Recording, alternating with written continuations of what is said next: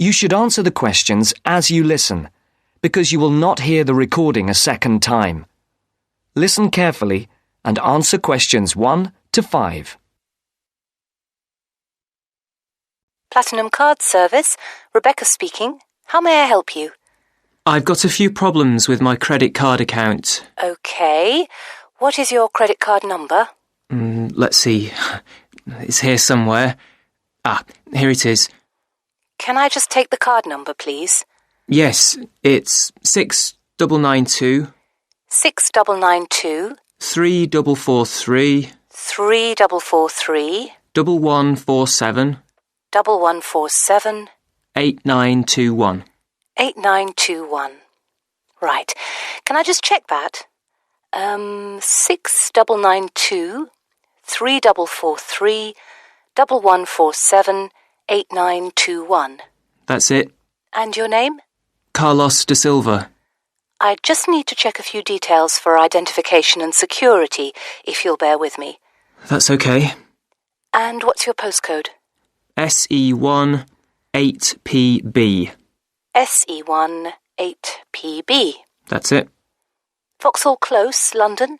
Yes, that's right. And the house number? 43. And can you give me your date of birth? 13th of the 7th, 63. And one further check, if I may. Can you give me your mother's maiden name? Yes, it's Moore. Is that M-O-O-R-E? Yes, that's it. Before the caller and operator continue their telephone conversation, look at questions 6 to 10.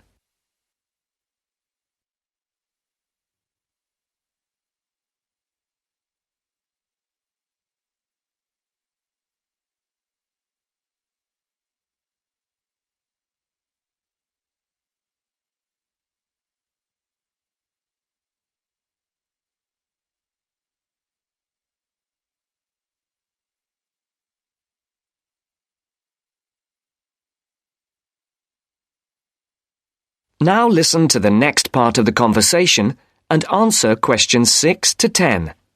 For these questions, there are 3 alternatives: A, B, and C.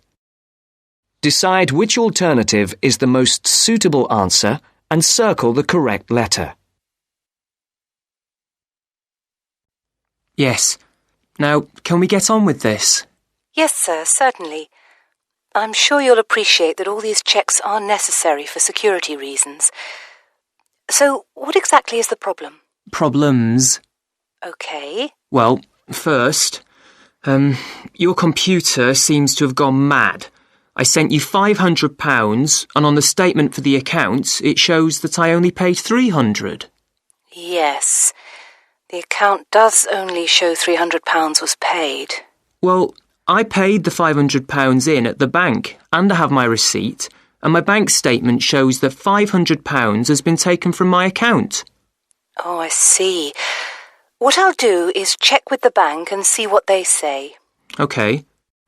You said there was something else? Yes, as if that wasn't enough. My account shows that £107.27 was paid to a company called Pan Express. I don't know who this is. Let's have a look. Well, it is genuine. I can assure you it's not mine. It was made on the evening of the 12th of May. Maybe it's a restaurant bill you forgot about? There's no way that... Oh, wait, hold on. Yes. Oh, it's okay. I've just realised what it is. It is a restaurant bill. The name of the company is different from the name of the restaurant. My mistake. I'm sorry. That's okay. Was there anything else? I don't know if I dare. What is it anyway? Well, it's, the amount of interest seems to have gone up. If you look at your statement for April, you'll see that the rate went down from 16.27% to 14.99% that month. Oh, yes, you're right. Was that everything? Yes, basically it is. Okay. And can you check my payment? Oh yes, I'll do it. Can I phone you back? I'll be at home for the next 2 hours. I have to leave at 11. Right. What's your number? 020 7989 7182. Hold on. 020 7979? No, it's 7989 and then 7182. So it's 020 7989 7182. Yes, that's it. OK, I'll phone you straight back. Thanks. Bye. That is the end of part 1. You now have half a minute to check your answers.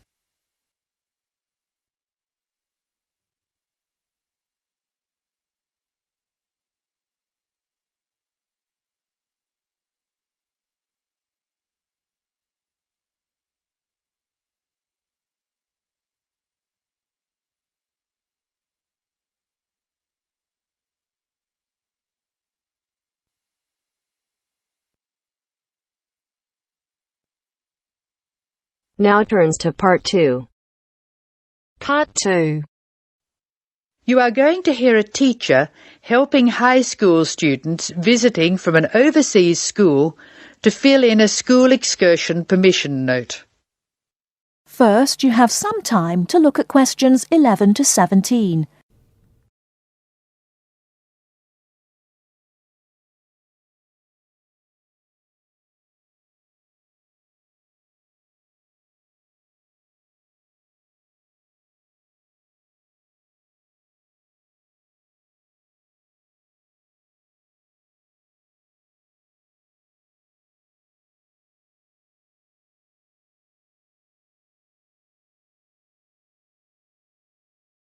Now, listen carefully and answer questions 11 to 17.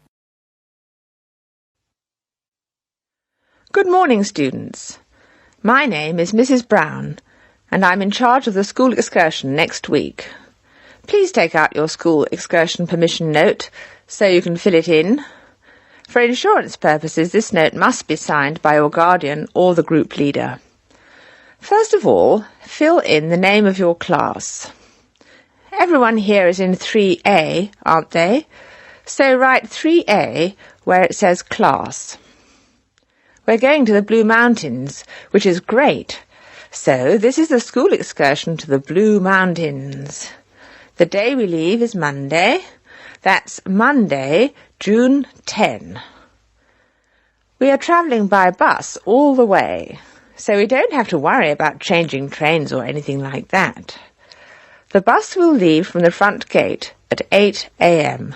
I know we usually use the side gate, but because of the roadworks we will be using the front gate when we leave. However, when we return, the roadwork will be complete, so we'll use the side gate. We expect to be back at 6 p.m. It's going to be a lovely day. Your teachers will give you tasks to do when we arrive. We'll provide fruit and fruit juice on the bus, but you must bring your own lunch. While we're on the excursion, we'll be moving around a lot in some fairly rough country. Be very careful to wear strong shoes. It's very important that you look after your feet very well. Now, does anyone have any questions they want to ask? Before you hear the rest of the talk, you have some time to look at questions 18 to 20.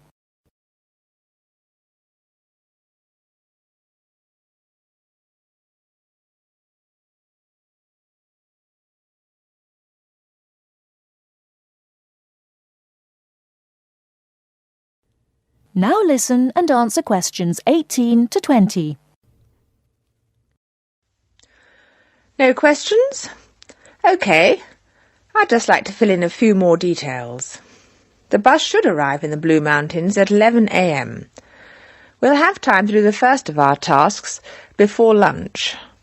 The bus is not a new one, but it does carry one piece of special equipment, a first aid kit.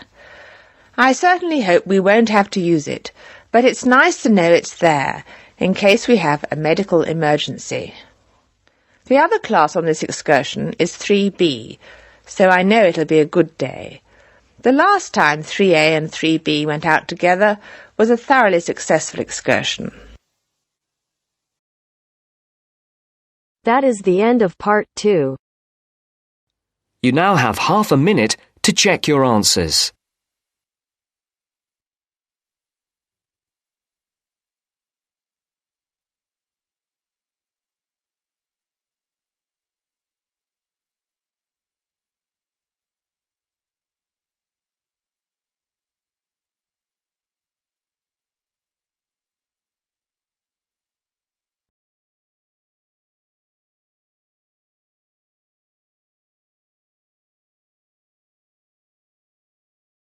Now turns to part 3. Part 3. You will hear a business studies student called Sam talking to his tutor about an IT project he is going to do for a local company called Turner's. First, you have some time to look at questions 21 to 26.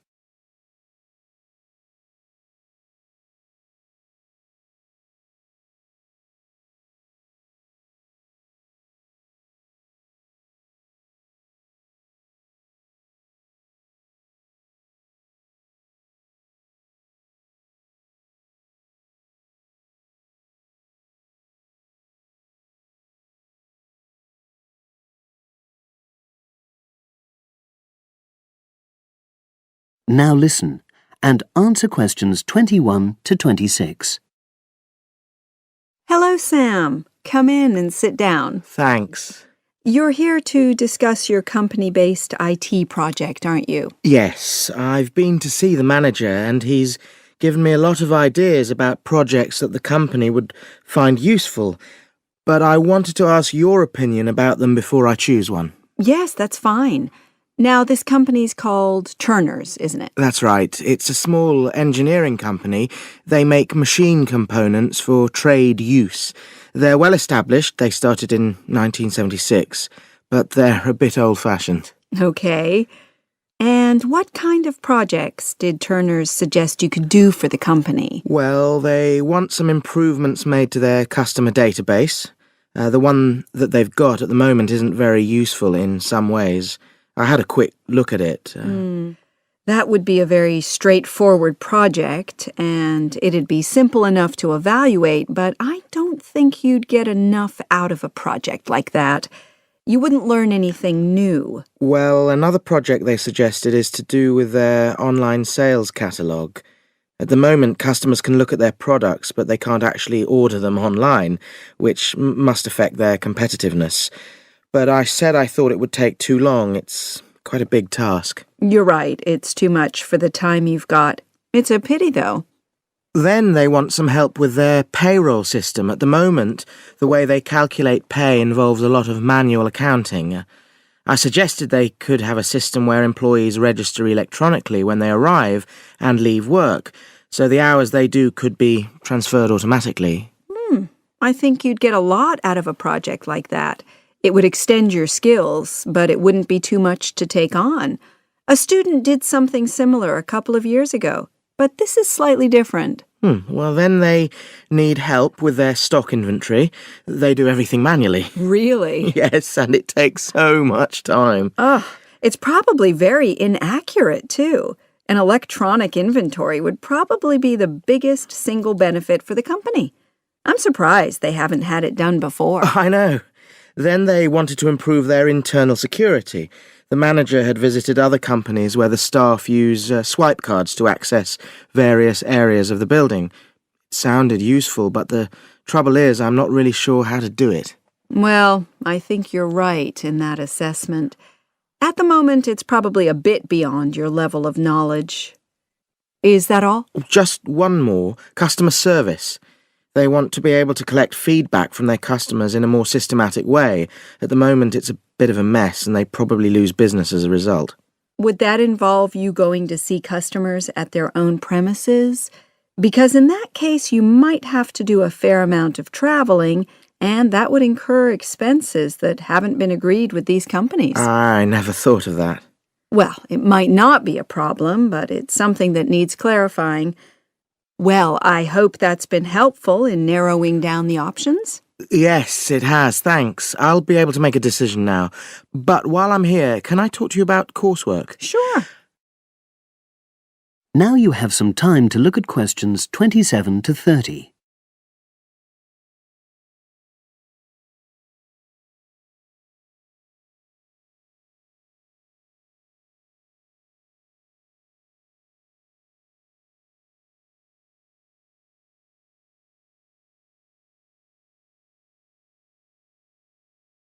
Now listen and answer questions 27 to 30. I'm not very happy about the way our group assignment is working. There are some problems. Oh dear. Are people just not getting on with each other? That's the worst thing. Actually, we're all friends, it's not that. But when we're having a discussion about the assignment, one or two people end up doing all the talking and the rest don't say anything. It's a bit frustrating because we need plenty of debate. Well, that's a common observation. You're studying in a group with people from all over the world, and you all have your own ways of participating. In some places, students are more used to listening than talking, and vice versa. I suppose you're right. I'll try to remember that. Does everyone pull their weight as far as sharing the workload is concerned? I'd say they do, yes. And our group elected a leader. She's very good at making sure no one's overloaded. But personally, I feel that there are just too many of us in the group. Whenever we try to arrange a meeting, there's always at least one person who can't make it. It's not anyone's fault, it's just that we've all got slightly different timetables. Well, I'm glad you've talked to me about it. Feedback is always useful. Is there anything else you're concerned about? There are a couple of problems with lecturers that all the students are talking about. Last semester we had negative feedback about the way lectures were organized.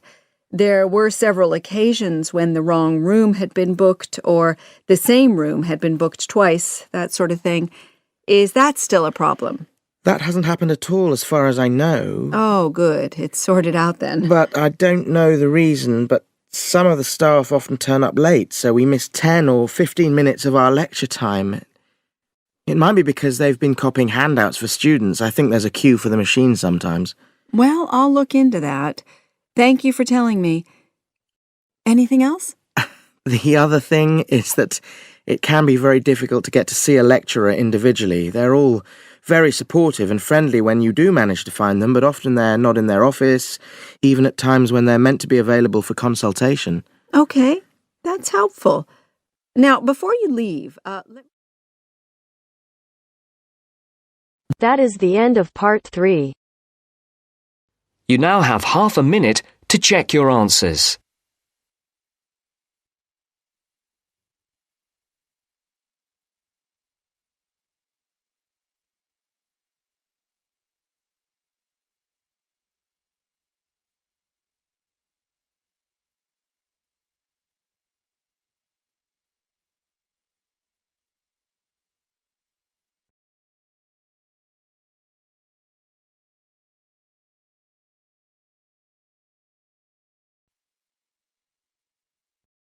Now turns to part 4.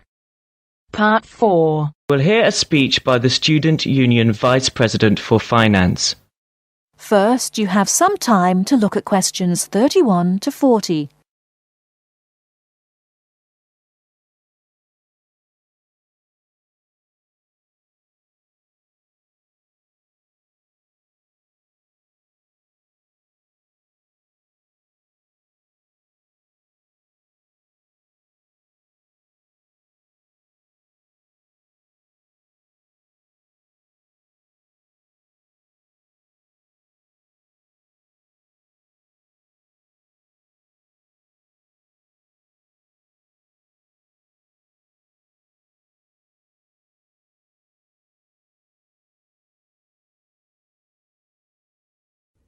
Now listen carefully and answer questions 31 to 40.